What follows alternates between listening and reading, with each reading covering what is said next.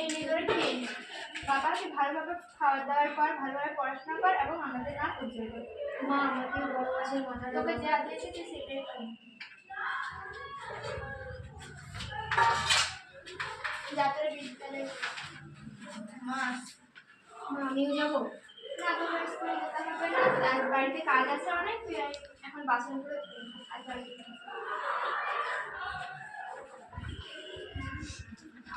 মা, আমাদের স্কুলে রেজাল্ট বেরিয়েছে। এই কি, তুই প্রতিদিন স্কুল যাস তাও তোর রেজাল্ট এত খারাপ, আর সে বাড়িতে থেকে এত সুন্দর রেজাল্ট করেছে?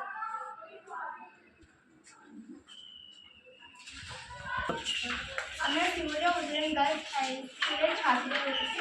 আমাদের নাটকের বেশ উদ্দেশ্যটি হচ্ছে প্রতিটি পরিবারের ছেলে ও মেয়েদেরকে সমানভাবে পড়াশোনা এবং স্নেহ করা উচিত, কারণ মেয়েরাও পরবর্তীকালে ভবিষ্যৎ উজ্জ্বল করতে পারে।